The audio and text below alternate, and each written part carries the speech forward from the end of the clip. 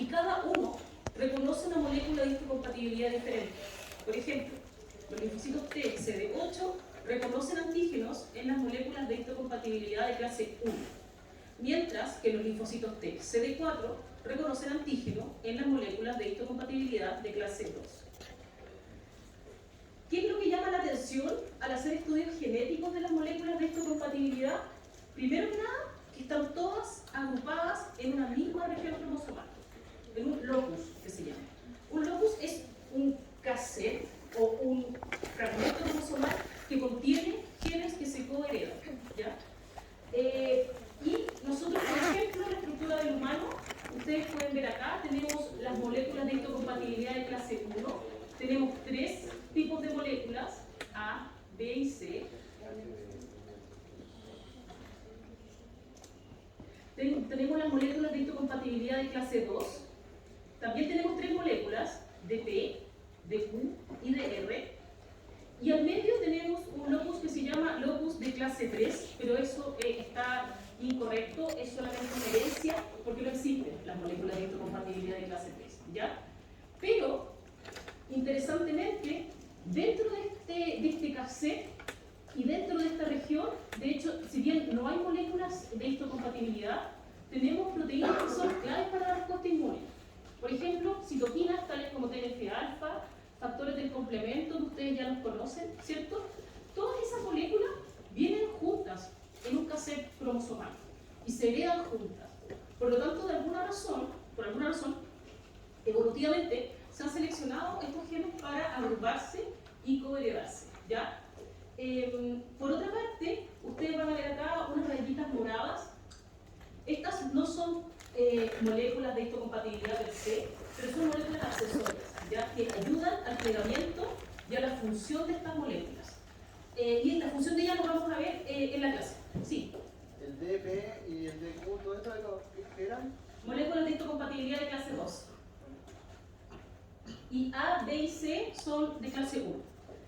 Cada vez que ustedes vean la sigla HLA, se refiere a las moléculas de histocompatibilidad humanas, ¿ya? O Human Leukocyte Antigen. Y pueden también verlo en animales, cierto, modelos, tales como el ratón, en donde se puede ver que a grandes rasgos la estructura de este cassette cromosomal se ha mantenido, ¿ya? Por lo tanto, evolutivamente, en organismos que incluso son menos desarrollados que los humanos, podemos encontrar una estructura similar de este LOSI-MHC. Acá, por ejemplo, hubo simplemente una translocación. Las 3 moléculas de histocompatibilidad que están en el humano, en el ratón están, hay 2 acá y una que se translocó, pero el orden y la coherencia es bastante similar. Por lo tanto, ¿qué me importa que ustedes retengan de esta diapositiva? Que tenemos, ¿cierto?, una región cromosomal que contiene las moléculas de histocompatibilidad juntas, ambas van juntas, y que aparte de eso, esta región cromosomal contiene también genes que son claves para la respuesta inmune, principalmente la inflamatoria, el complemento, etc.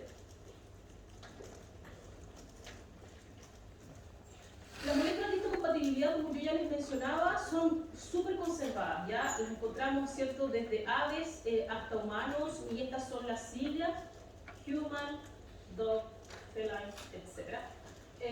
Y ustedes pueden ver que están en el fondo fácilmente identificables en los diferentes organismos. Obviamente a nosotros nos interesa el humano y vamos a ver algunos ejemplos de modelos, organismos modelos que han servido para el estudio de estas moléculas.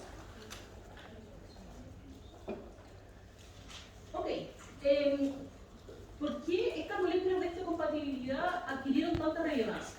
Y la verdad es que son una combinación de experimentos, pero hace ya bastante tiempo, yo diría unos 50 años atrás probablemente, si es que no más, había muchos científicos que estaban tratando de buscar compuestos que permitieran extender la aceptación a un trasplante, ¿ya? Y para eso se estaban buscando fármacos, se estaban buscando diferentes metodologías para poder mejorar, ¿cierto?, la compatibilidad de un trasplante. Y ellos hicieron el siguiente experimento que abrió un poco la puerta de la relevancia de las moléculas de histocompatibilidad. ratoncito que tenía una molécula de histocompatibilidad del tipo A, ¿ya? Y tenían un ratón que era idéntico, 99,9999% idéntico, pero lo único que cambiaba entre estos dos animales era que este tenía otra molécula de histocompatibilidad, una del tipo B. El resto eran completamente iguales. Y se les ocurrió hacer un trasplante de piel. Y se dieron cuenta que cuando el donante de piel tenía una molécula de histocompatibilidad A y el receptor de este injerto también tenía la misma molécula de histocompatibilidad, o sea, un hermano o alguien que tenía exactamente el mismo tipo de molécula de histocompatibilidad, este trasplante era tolerado. El 100% o el 29% de las veces el ratoncito podía vivir con su trasplante de piel por mucho tiempo. Y ahora, cuando a ellos se les ocurrió hacer el experimento cruzado, es decir, un ratón que tiene una molécula de histocompatibilidad B es donante de piel en un ratón receptor que tiene otra molécula de histocompatibilidad A. Este ratoncito rechazaba este injerto, casi el 100% de las veces. ¿Qué dice este experimento? Dice que la molécula de histocompatibilidad, por alguna razón, dicta la compatibilidad, ¿cierto?, entre un trasplante que sea exitoso o no. Y solamente la diferencia a nivel de la molécula de histocompatibilidad te puede dictar la aceptación o el rechazo de un trasplante. Este experimento abrió la puerta para poder entender por qué las moléculas de histocompatibilidad eran tan importantes. Ya teníamos la evidencia, ¿cierto? Los investigadores tenían la evidencia, pero no tenían el mecanismo. Entonces, muchos inmunólogos, ahora les empezó a parecer muy entretenida esta área de investigación y empezaron a trabajar para poder entender qué exactamente estaban haciendo las moléculas de histocompatibilidad. Y para esto, entonces, un par de investigadores que obtuvieron el premio Nobel, Zinkernagel y Doherty, ellos fueron capaces de determinar el mecanismo por el cual las moléculas de histocompatibilidad estaban activando el sistema inmunológico. Y ellos hicieron el siguiente experimento. Ellos tenían un ratón que tenía una molécula de histocompatibilidad de tipo A y se les ocurrió infectarlo con el virus de la coriomeningitis linfocítica, ¿ya? En ese momento, y como ya todos podríamos anticipar, si infectamos un ratón con un virus, luego de un tiempo, este ratón va a haber generado una respuesta inmune contra ese virus. Y, de hecho, vamos a poder ser capaces de aislar linfocitos T, CD8, que sean específicos para ese antígeno, para el antígeno viral, ¿ya? Ellos pusieron a prueba la función de este linfocito T, citotóxico, ¿cierto?, que tiene esta capacidad de destruir células infectadas, y lo pusieron en diferentes condiciones para entender cómo actuaban las moléculas de histocompatibilidad. Y para esto entonces hicieron un desafío. Ellos aislaron estos linfocitos T citotóxicos y los pusieron con células blanco de un ratón que tiene la misma molécula de histocompatibilidad, A, y que fue infectada con el mismo virus, ¿ya? Estas son células infectadas con el virus y las co-cultivaron entonces con linfocitos T que ya habían sido educados contra el mismo antígeno. Y cuando los pusieron juntos, ellos observaron que estos linfocitos T, gran parte del tiempo, eran capaces de eliminar estas células blancas, es decir, las destruían, indicando que este linfocito T era capaz de reconocer el antígeno en la célula blanco y llevar a cabo su destrucción. Y esto es lo que los linfocitos T citotóxicos hacen, ¿ya? Cuando nos infectamos con un virus, nuestros linfocitos T citotóxicos van a buscar todas nuestras células que tengan virus adentro para poder eliminarlas. Entonces acá ellos tenían la condición ideal, la condición esperada. Pero luego decidieron cambiar las condiciones y dijeron, ok, ya sabemos que si ponemos una célula blanco que tiene la misma molécula de histocompatibilidad y el virus para el cual este linfocito T fue educado, tenemos el resultado que esperamos, que es que esta célula muera. Pero ¿qué pasa si ahora, en vez de usar una célula blanco de un ratón que tiene la misma molécula de histocompatibilidad A, usamos una célula blanco de un ratón que tiene otra molécula de histocompatibilidad, una molécula B, pero que también se infectó con el mismo virus? O sea, el antígeno va a estar, pero la molécula de histocompatibilidad va a ser diferente. Y en este escenario, estos linfocitos T no fueron capaces de eliminar a estas células infectadas, indicando que la molécula de histocompatibilidad en la célula blanco es esencial para que el linfocito T la pueda reconocer.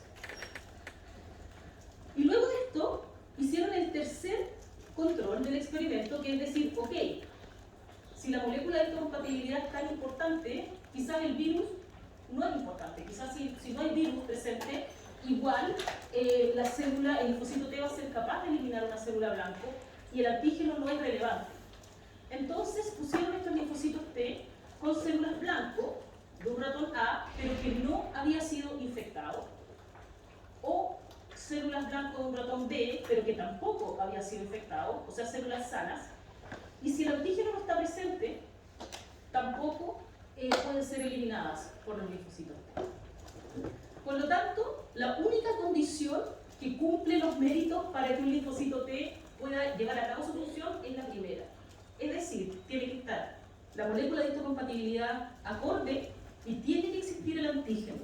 Si no están esas dos cosas, el linfocito T no puede reconocer a su blanco ni puede llevar a cabo su función. Y esto es lo que se denomina restricción de la molécula de histocompatibilidad de reconocimiento por linfocito T citotóxico. En modelo más simple, ¿qué es lo que estos investigadores estaban mostrando? Estaban mostrando lo siguiente.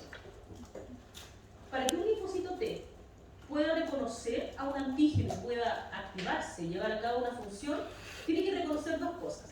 Lo primero es el antígeno, que está acá como X. Es una secuencia de péptidos específica que viene de un virus, de una bacteria, de un alérgeno, de un contaminante, de lo que ustedes quieran. Tiene que estar el antígeno, pero también este receptor de linfocito T es capaz de ver a la molécula de histocompatibilidad que está albergando este antígeno. O sea, es un reconocimiento doble de alguna manera, porque el TCR de este linfocito T reconoce el antígeno, pero también reconoce en parte a la molécula de histocompatibilidad que le está mostrando ese antígeno. Si cambiamos las condiciones, por ejemplo, tenemos el antígeno correcto, pero cambiamos la molécula de histocompatibilidad, este reconocimiento ya no se da. El linfocito T no es capaz de reconocer este antígeno ni de activarse, porque la molécula de histocompatibilidad no es la compatible con el linfocito T. Por otro lado, si tenemos la molécula de histocompatibilidad correcta, pero cambiamos el antígeno, o sea, en vez de usar un virus ahora, si este linfocito T fue educado contra el virus influenza y lo desafiamos con una proteína de la bacteria Salmonella, tampoco va a funcionar, porque los linfocitos T tienen una especificidad. Por lo tanto, importa el antígeno y el contexto en donde se presenta este antígeno. Por eso hay una restricción. Y la restricción es que depende del péptido y de la molécula de histocompatibilidad que le presenta ese péptido. ¿Ya? ¿Preguntas? Ya. Entonces, ¿qué vamos a ver en esta parte? Vamos a conocer con un poco más de detalle las moléculas de histocompatibilidad. ¿Ya? Son importantes que las conozcan porque las van a ver durante mucho tiempo probablemente en su carrera adulta. Como yo les contaba, tenemos dos tipos de moléculas de histocompatibilidad, de clase 1 y de clase 2. Y tenemos dos tipos porque tienen esta capacidad de comunicarse con los distintos tipos de linfocitos T que tenemos. ¿Ya?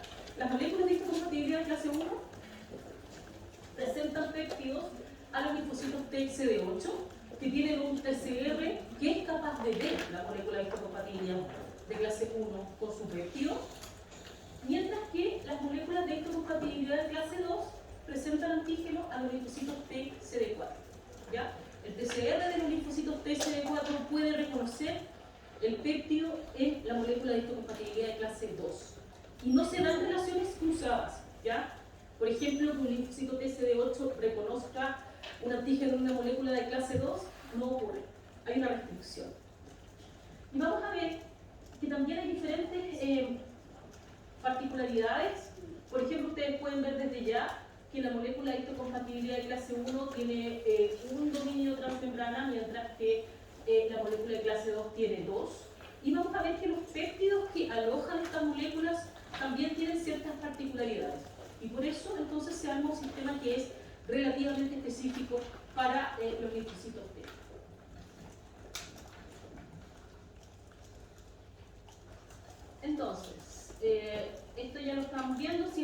moléculas de histocompatibilidad están presentes en las células nucleadas y principalmente las células presentadoras de antígenos profesionales y tienen entonces una comunicación directa para los linfocitos TCD8 si hablamos de las moléculas de histocompatibilidad de clase 1 o para CD4 si hablamos de las moléculas de clase 2. Vamos a ver entonces un poquito de estructura de estas moléculas.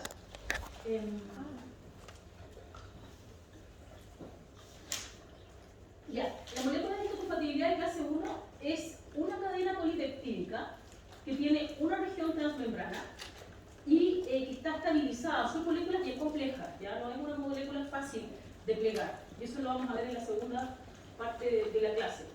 En este caso, esta proteína tiene una chaperona que se llama beta-2 microglobulina y que es una chaperona que se encarga de estabilizar a esta molécula, ¿ya? Esta molécula beta-2 microglobulina no está en el locus MHC, está en otra parte, es una de las pocas que se escapa a estar presente dentro de ese cassette. Y aquí arriba, esta es la parte que importa que ustedes también vean. Este es el lugar que se llama como el bolsillo o la hendidura en donde se va a alojar el péptido que va a reconocer el linfocito T, ¿ya? Por ejemplo, si miramos, estas son visiones ya un poquito más bioquímicas, pero si miramos desde arriba la molécula de histocompatibilidad, vamos a ver que el péptido se aloja aquí al medio. O sea, esto es como una cuna. Ustedes se lo imaginan de esa forma. Y el péptido que tiene, por ejemplo, este péptido puede ser un péptido de virus influenza o virus Zika, lo que ustedes quieran, va a estar alojado en este espacio que es un bolsillo. Y va a estar ahí expuesto en la membrana de la célula presentadora de antígeno para ser reconocido por el linfocito T, ¿ya? Por otra parte, las moléculas de histocompatibilidad de clase 2 son un poco distintas. En vez de ser una cadena polipeptídica, son dos que están estabilizadas, y lo interesante de esto es que en el lugar en donde estas moléculas se unen, estas cadenas se unen, es precisamente el lugar en donde se va a alojar el péptido, ¿ya? La hendidura de unión alterna.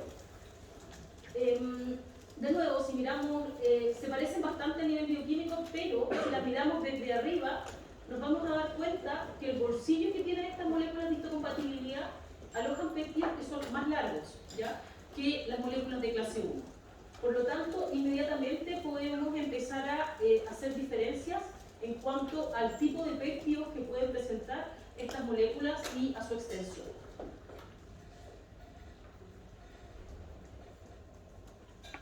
¿Qué otro aspecto es importante de mencionar de las moléculas de histocompatibilidad? Como yo les mencionaba, ¿cierto? Tenemos este locus que contiene toda la información necesaria, y aparte tenemos tres tipos de moléculas de histocompatibilidad para cada clase, ¿ya?, de moléculas. ¿Qué es lo que ocurre con estas moléculas? Estas moléculas se coheredan y se coexpresan. Es decir, si nosotros tenemos tres moléculas de histocompatibilidad de clase 1, vamos a estar expresando las tres al mismo tiempo, ¿ya? Entonces, si lo miramos ahora a nivel de detalle, acá tenemos las dos cadenas. Cada molécula de histocompatibilidad de clase 2 tiene dos cadenas, ¿cierto? Lo acabamos de ver, alfa y beta, y va a dar origen a una molécula de histocompatibilidad de P. Tenemos la cadena alfa y beta de la segunda molécula de histocompatibilidad de Q, y tenemos también la molécula de R que tiene dos cadenas beta que se van intercambiando. Pero, al mismo tiempo, tenemos para las moléculas de histocompatibilidad de clase 1, en naranjo, tenemos A, B y C, y vamos a expresarlas todas al mismo tiempo. Y eso hace que sea bien confuso entender estas moléculas porque no hay una dominancia, ¿ya?, con respecto a su expresión. Lo que ustedes ven acá en azul no es parte de este curso, pero tenemos diferentes tipos de moléculas de histocompatibilidad de clase 1 que son no convencionales, ya que no presentan péptidos, pero se va a escapar al contenido de este curso. Simplemente les indico que están acá. Y este producto, entonces, estas versiones van a generar, productos génicos que están acá. Tenemos tres moléculas de histocompatibilidad de clase 2, de P, de Q y de R, cada uno con dos moléculas cada una. Y tenemos tres moléculas de histocompatibilidad de clase 1, A, B y C, expresándose al mismo tiempo. Pero eso no es todo, porque tenemos un alelo paterno y un alelo materno. tenemos esto por 2 al mismo tiempo. Y eso hace que estas moléculas entonces sean coheredadas y codominantes. ¿Queda claro? Sí. Entonces tenemos como esto, pero por 2 y cada vez son diferentes. O sea, los del papá son diferentes y los del mamá son Totalmente. diferentes. Sí. De hecho, si nosotros hiciéramos el experimento ahora y no sé, pues hiciéramos todas nuestras moléculas de histocompatibilidad, seríamos todos súper distintos. Es muy difícil encontrar compatibilidad a nivel poblacional. Las moléculas de histocompatibilidad son per se variables. De hecho, vamos a ver que no solamente se coheredan y hay una variabilidad intrínseca, sino que también son polimórficas. Se van acumulando mutaciones que van generando variaciones a nivel poblacional. ¿Ya? Bueno, vamos a ver. Ok, entonces, si miramos alelos paternos y maternos, tenemos todas las posibilidades de combinatorias posibles. Ya en ese sentido, podemos heredar diferentes versiones y de todas maneras siempre vamos a estar coexpresando las moléculas paternas y maternas que hayamos heredado. Pero esto explica por qué, por ejemplo, dentro de los mismos hermanos, cuando se necesita, por ejemplo, un donante para un trasplante, no siempre es predecible que un hermano pueda ser compatible, ¿ya? Por ejemplo, este ejemplo es muy claro. Acá tenemos, ¿cierto?, esta combinación padre-madre que tienen esta progenie y podemos ver que, por ejemplo, este hermano que está acá es incompatible con esta hermana que está acá, porque los alelos que se heredaron son completamente diferentes y por lo tanto no es posible predecir a priori que un hermano va a ser lo suficientemente compatible en un caso de trasplante. Y por eso es importante conocer las moléculas de histocompatibilidad. Y eso es lo que hacen gran parte de los médicos que están obviamente enfocados en trasplante, en donde se hace un análisis muy exhaustivo del tipo de moléculas de histocompatibilidad que tenemos para poder comprender si existe o no esta compatibilidad que es necesaria en estos casos. ¿Alguna pregunta?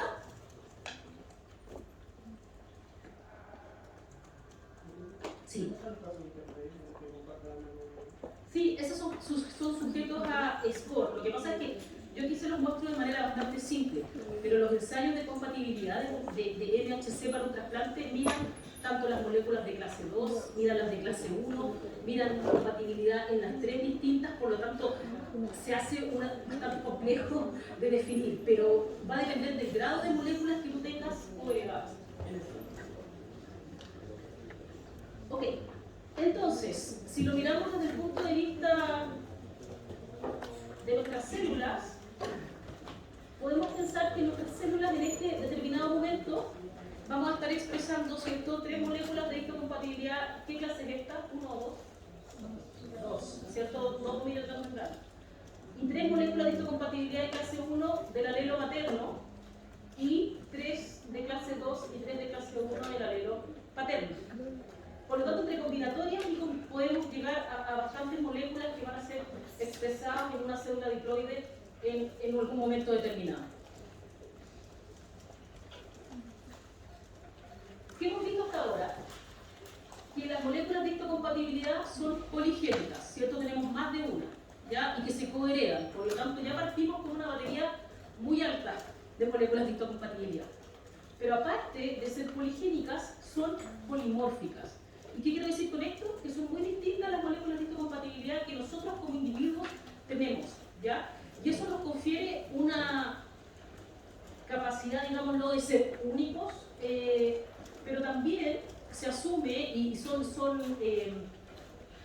teorías que todavía no están probadas, pero que a nivel poblacional, evolutivamente es una ventaja que sus individuos tengan diferentes tipos de moléculas de histocompatibilidad, de manera de que puedan responder flexiblemente a diferentes tipos de infecciones o posibles estímulos que puedan alterar la especie. Por lo tanto, el concepto para entender las moléculas de histocompatibilidad es flexibilidad. El principio es que tenemos que tener más de una, que ojalá, mientras más variabilidad, mejor.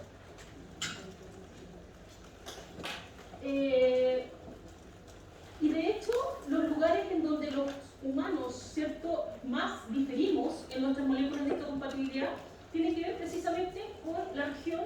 de unión al péptido, ¿ya? Esta región, que está acá, que está en rojo, son los puntos en donde hay más variabilidad entre individuos. Si nos secuenciáramos, por ejemplo, tendríamos mucha diversidad en estas regiones, tanto para las moléculas de clase 2 como para las de clase 1.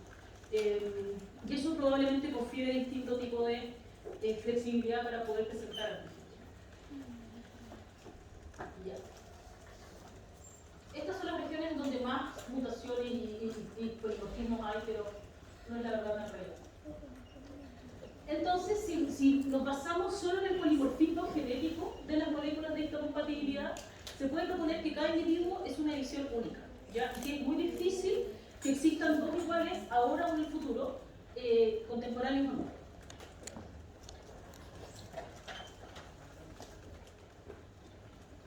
Esto un poco de nomenclatura no lo vamos a comprender hasta el final, porque no es simple. Sin embargo, probablemente algunos de ustedes van a estar familiarizados con este tipo de ensayos y que son las famosas scores de compatibilidad entre diferentes, por ejemplo, de un individuo en particular. En este caso, cada vez que ustedes vean el prefijo HLA, ya saben que estamos hablando, ¿cierto?, de las moléculas de histocompatibilidad. Si sigue es A, HLA-A es la molécula de clase 1, ¿cierto?, porque tenemos A, B y C. Luego podemos ver el alelo en cual se está estudiando y acá se puede empezar a ver cuál de las tres proteínas específicas que tenemos es la del estudio y luego empiezan si es que hay regiones en donde hay sustitución o donde hay variabilidad para poder en el fondo tener como una huella dactilar de nuestras moléculas. Y de esta forma entonces se va, de hecho esto se extiende mucho más si quisiéramos llegar a detalles, pero básicamente estos son los tipos de análisis y en el fondo esto es un poco cómo se ven los estudios de composición de moléculas de histocompatibilidad. Hay un concepto que también es importante que ustedes manejen, que es el concepto de haplotipo. Cuando yo hablo de haplotipo de una persona, me refiero al tipo de moléculas de histocompatibilidad que esa persona tiene, ¿ya? Y haplotipo puede comprender tanto las moléculas de histocompatibilidad de clase 1 como de clase 2. Yo no puedo decir, este haplotipo es incompatible con el de esta otra persona, ¿ya? Eso también son conceptos que son importantes y que se usan mucho en clínica.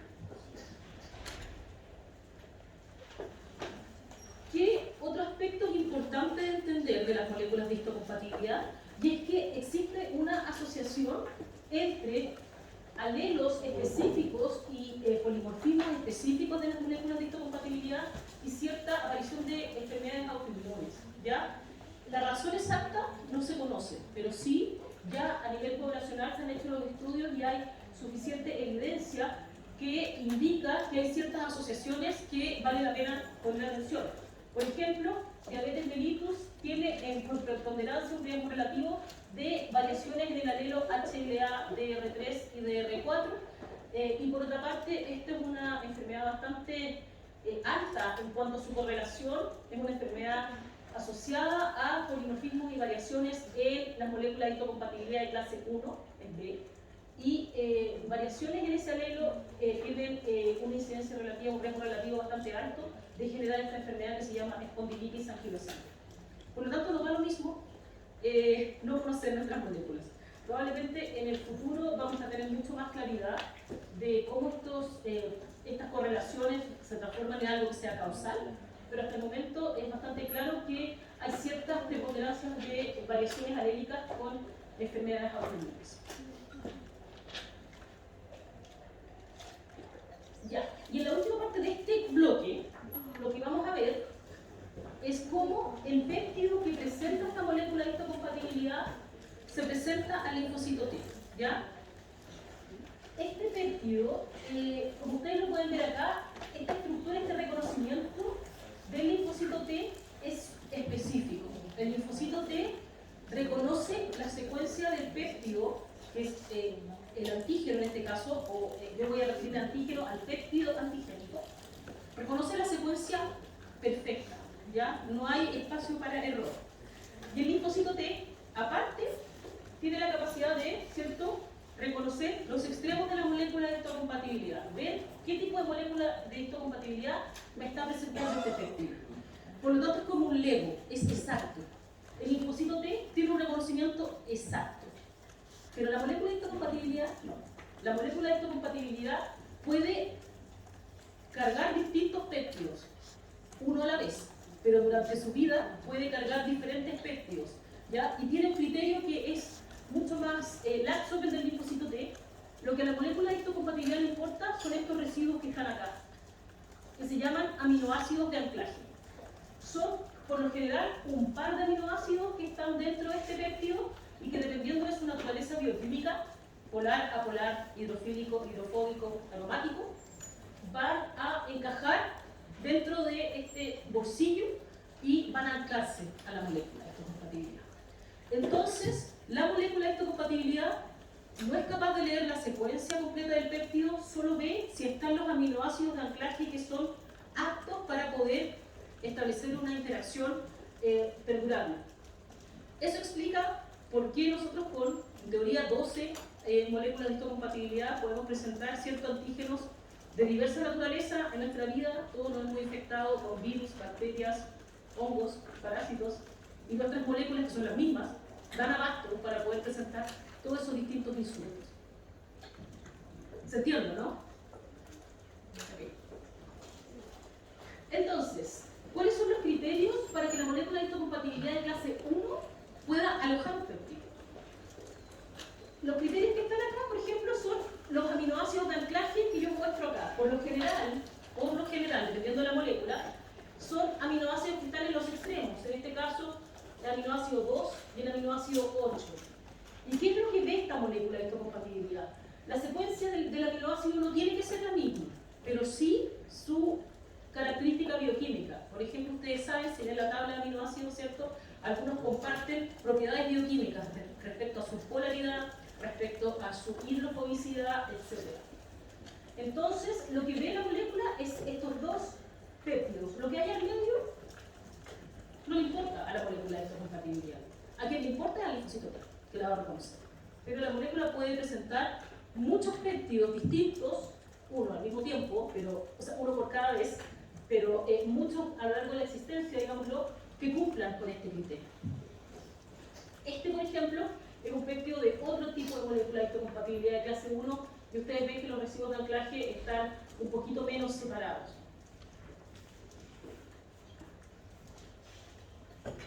Por otra parte, si miramos las moléculas de histocompatibilidad de clase 2, ya podemos ver que los péptidos son más largos. Perdón, en este caso, los péptidos que presentan las moléculas de histocompatibilidad de clase 1 son entre 8 a 11 aminoácidos, y en las moléculas de clase 2 entre 13 a 20, mucho más largos. Y cumplen las mismas reglas. Hay dos aminoácidos separados por una secuencia irrelevante que tienen que cumplir un criterio. En este caso, cargado negativamente, es hidrofóbico, ¿ya? La secuencia puede variar, la secuencia específica, pero siempre y cuando cumplan con ese criterio bioquímico. ¿Se entiende? Ya, ok. Entonces, otro aspecto que es importante de ver es que existen moléculas accesorias que favorecen el reconocimiento del antígeno por parte del linfocito T. Y precisamente estas moléculas accesorias son las moléculas que le dan el nombre a los linfocitos T. La molécula CD4 le da el nombre al linfocito T CD4. Es una molécula, ya que expresa en conjunto con su receptor del linfocito T. Hay una molécula accesoria que se llama CD4, y el linfocito T CD8 tiene la molécula que se llama CD8, que le da el nombre.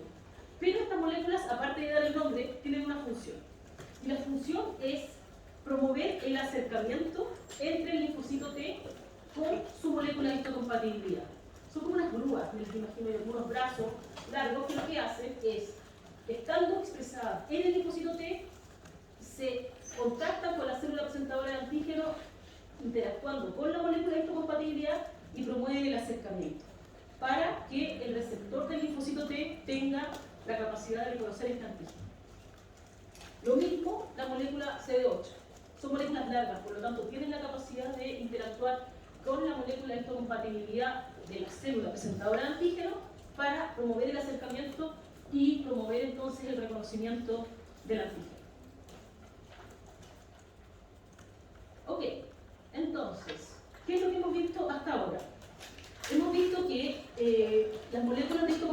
compatibilidad son de dos tipos que tienen diferencias que son relevantes, tanto en su configuración bioquímica, ¿cierto? Una es una cadena estabilizada por una chaperona y las moléculas de clase 2 son dos cadenas. Vimos también en dónde se ubicaban, en qué regiones se ubicaban los espacios de hendidura de unión al péptido. Vimos también que las moléculas de histocompatibilidad de clase 1 interactúan con los linfocitos CD8, mientras que las moléculas de clase 2 interactúan con linfocitos CD4.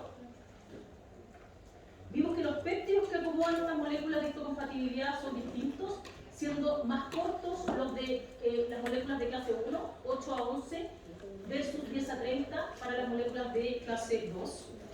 Y vimos también nomenclatura. Ya sabemos que cada vez que hablemos de HLA, A, B o C, vamos a estar hablando de las moléculas de histocompatibilidad de clase 1, mientras que si hablamos de HLA, de R, de Q y de P, vamos a estar hablando de las moléculas de clase 2. ¿Preguntas? Ya, ok. Entonces, si les parece, hacemos un break ahora.